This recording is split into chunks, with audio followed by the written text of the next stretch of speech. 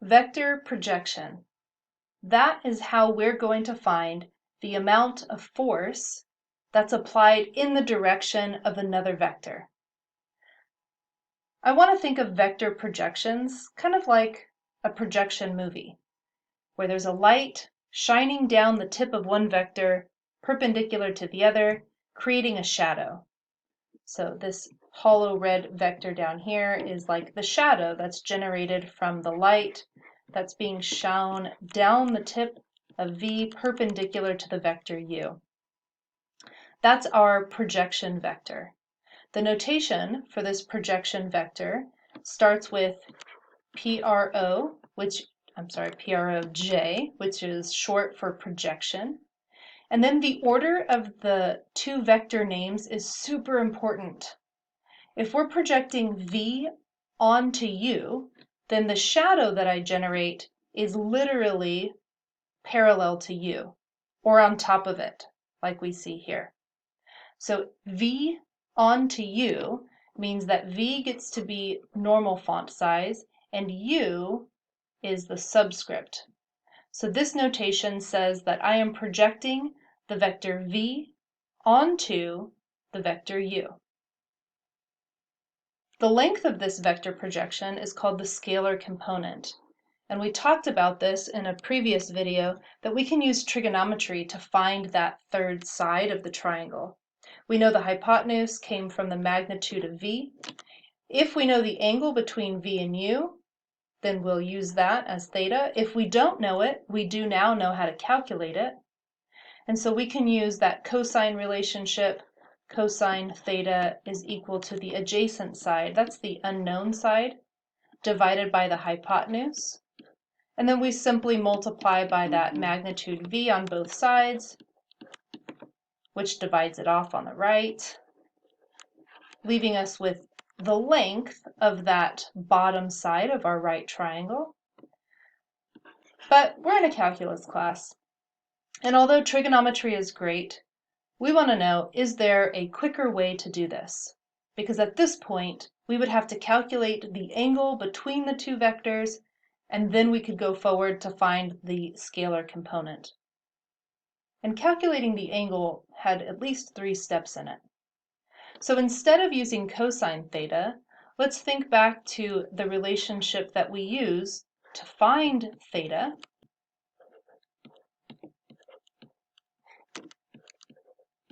Instead of cosine theta, we can use that ratio of the dot product divided by the magnitude of each vector. So to calculate our scalar component, instead of magnitude V times cosine theta, we can do magnitude V times the dot product of U and V divided by the magnitude of U and the magnitude of V. And then we see that there's a magnitude V in the numerator and the denominator, so those divide off, leaving behind the dot product on top and the magnitude of U on bottom. So if we're looking for the scalar component, or the magnitude of the projection vector, where V is being projected onto U, all we need to do is calculate 2 things, the dot product of U and V, and the magnitude of U. Now, I said the notation was important, so let's think about what would happen if we reversed the letters. So if we projected U onto V, then I would still have the dot product of U and V on top, but the denominator would no longer be the magnitude of U. It would be the magnitude of V. So whichever vector is the little subscript in our notation, that's the vector who goes in the denominator. That's how I remember it anyways. Okay, we know how to calculate the length of that projected vector, but what if we wanted the entire vector? If we wanted to calculate that, we need to think about the fact that every vector can be written as magnitude times direction. We just found the magnitude, so we can replace magnitude with that calculation U dot V over the magnitude of U. Now we just need the direction. Well, like I said before, I want to think of this as a light being projected perpendicular to you. So in this case, that projection vector, or the shadow, is exactly parallel to you, which means it's in the same direction as you. And we've talked about this before. When we see the word direction, think of unit vector. And we want a unit vector that is parallel to the vector u. So that would be the vector u divided by the magnitude of u. So if we want to find that projection vector, we simply multiply the magnitude, or the scalar component, times the unit vector in the direction of u. And if we'd like, we can simplify this just a bit.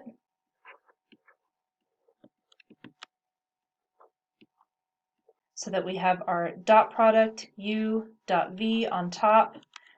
We have the magnitude of u on the bottom twice. So let's write that as magnitude u squared. And then this whole thing is a scalar. U dot v, the numerator, is a scalar. Magnitude u squared, the denominator, is a scalar. So this is a scalar, but then we're multiplying it to a vector u. So I just snuck that extra magnitude u into the denominator, which is where we have magnitude u squared now. Now, a common mistake with projection vectors is that writing it like this, it's easy to accidentally say this factor is the magnitude. But it is not. Don't say it. Don't even think it. It's not the magnitude because, remember, we found the magnitude to be the dot product divided by one factor of the magnitude u. And in this format down here, I've got it squared. That extra factor came from turning the vector u into a unit vector. So when we snuck that extra magnitude under here, this is no longer a unit vector. So let's make sure we know the difference. If we want the scalar component, or we're just talking the magnitude of the projection vector, it's the dot product divided by the magnitude of the vector we're projecting onto. If we want the entire projection vector, then we can do the dot product divided by the magnitude of the vector we're projecting onto squared. That scalar would then be multiplied to the vector we're projecting onto. What if the angle between our two vectors, v and u, is obtuse? Do we have to come up with an entirely different formula, or is everything going to work itself out?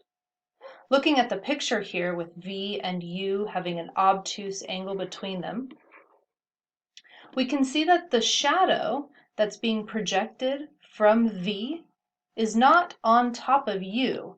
This time, it's pointing in the opposite direction of u. Now, it seems pretty simple that calculating the length, we would still be able to use our trigonometry. But remember, if you tried to do this with trig, you would need the inside angle, not the outside angle. So if you wanted to calculate this third side using trig, you'd have to go through the process of finding this third angle. Or we could say, use the magnitude of v still, because that's the length of our hypotenuse. And we could use cosine theta with a negative out front, where we're using the angle between u and v. And that's because of the relationship between the cosine values from 0 to pi. And if we wanted to come up with that projection vector of v onto u, we can still do magnitude times direction. When we calculate our magnitude, we will need to use negative magnitude v cosine theta. And you might think, well, that doesn't feel right. Magnitude shouldn't be negative. But the negative you see here is actually counteracting with the negative that will come out of cosine. cosine of an obtuse angle is actually a negative number. So we need that negative out front so that this does give us a positive. And then as for our direction, it's opposite of the vector u. So we wouldn't use the vector u hat over magnitude u, or sorry, shouldn't be a hat yet. We wouldn't use this unit vector because that's pointing in the positive u direction. We would need to multiply that unit vector by a -1 to flip it around. And again, this is going to work itself out. So looking at the expression we have, magnitude times direction, you see two negatives here. But we can simplify that and say two negatives make a positive. And it looks exactly like the formula that we used for the acute angle case. We could go through the process of replacing cosine theta with the dot product divided by the magnitude and reduce our magnitude so that our final result will look identical. So that's all to say, if you are working with an obtuse angle, you don't need a new formula. Even though the vector is pointing in the opposite direction, the cosine function totally corrects for that, and making sure that we use the correct direction for our direction angle, it works out to be the exact same formula as for the acute angle. So that's good news. We don't need to make up a new formula for obtuse angles. Now that we know what a projection vector is, let's calculate some projection vectors. If we're given two vectors like v and u, and we're asked to find the projection of v onto u, then we can use the magnitude of the projection formula, and we can use the vector projection formula to answer these questions. So we want the projection. We're going to calculate the full vector, not just the magnitude here. So we want projection of v onto u, and we need to calculate a number of things. We need the dot product of v and u. We also need the magnitude of u. So let's do our dot product real quick. Multiplying corresponding components, I have -3 plus 20 plus 3. So my dot product is equal to 20. Calculating the magnitude of u, we've got -1 squared, which is 1, plus 4 squared, which is 16, plus 3 squared, which is 9. That works out to be root 26. Now we plug that into our projection vector formula. Our dot product on top, the magnitude of the vector u on bottom, and then squared. And then we're going to multiply that to the vector u. And we can clean this up just a little bit. Square root and the square function, they cancel each other out, so we can just pretend like they were never there. And then 20 over 26, since those are both even numbers, we can reduce that to be 10 over 13. And that's a perfectly fine final answer. We don't have to multiply then or rearrange our terms. We can leave our answer just like that. Let's try another one. The second setup is for 2D vectors. So we just did an example with two 3D vectors. Now let's try one where we have 2D vectors, and these 2D vectors are in standard unit vector notation. So we have v and u. We want to calculate the projection of v onto u, which means we need to calculate the dot product of v and u, as well as the magnitude of u. Multiplying corresponding components is just like multiplying the coefficients on our unit vectors. So we'll multiply 3 times 1 for the I components, -2 times 6 for the j components, to get our dot product equal to -9.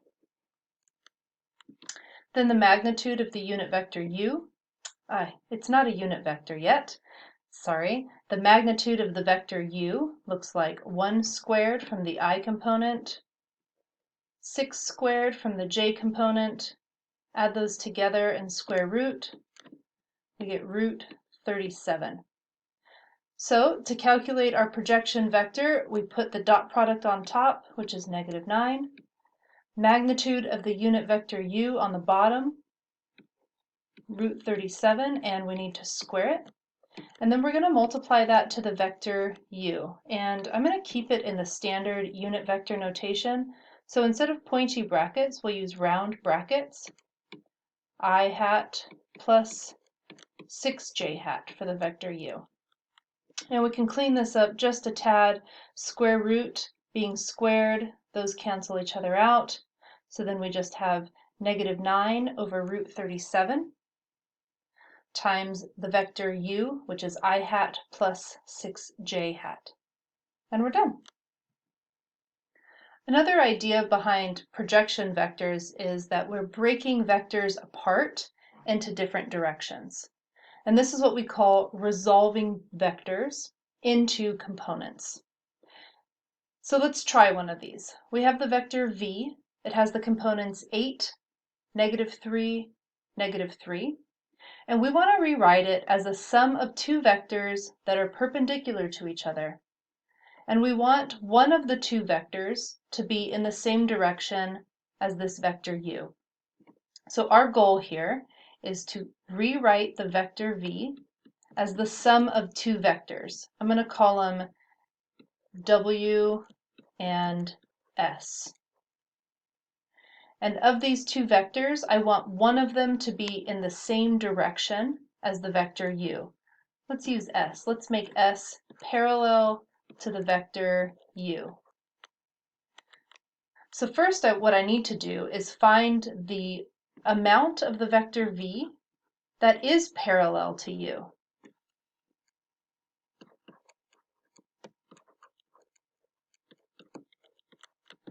And that's the vector projection.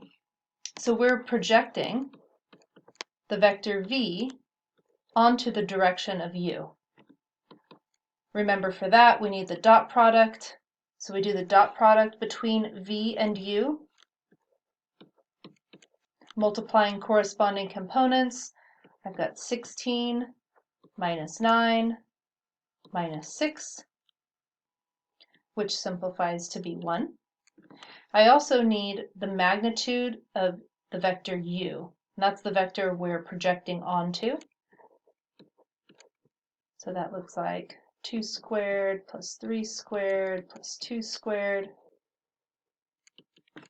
plus 9 plus 4, which is root 17. So then our projection vector has the dot product on top, which is 1. Square the magnitude on bottom, so square the root 17, which simplifies to just be 17. And then we need to multiply that to the direction, to the vector u. So we'll multiply that to 2, 3, 2.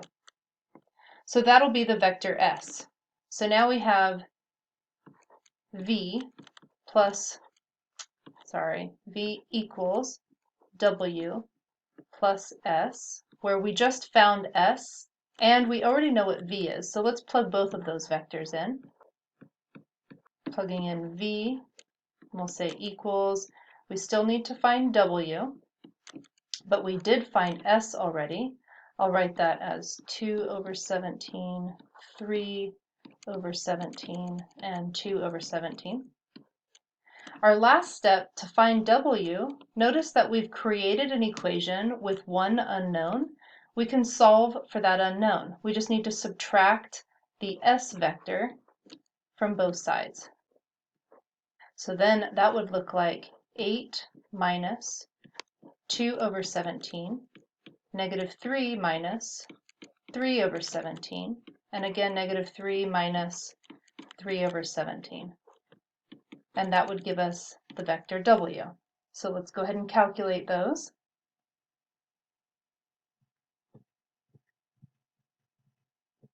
Eight minus 2 over 17 is 134 over 17. Negative 3 minus 3 over 17 is negative 54 over 17. And the y and the z components match, so we can just copy that number over. And that's our w vector. So let's go back, reread the question. We want to express the vector v as a sum of orthogonal vectors. In order for us to do that, we need to rewrite this out. So let's finish the problem. We'll write the vector v is equal to the vector w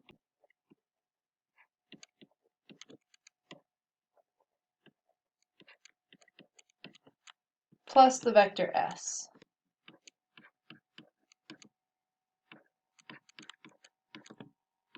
And that would be our final answer. We've resolved this vector into two separate vectors that are orthogonal to each other. And if we weren't 100% sure that we did it right, we could find the dot product between these two vectors and show that it's equal to 0. And that's how we'll be confident that those vectors are in fact orthogonal to each other.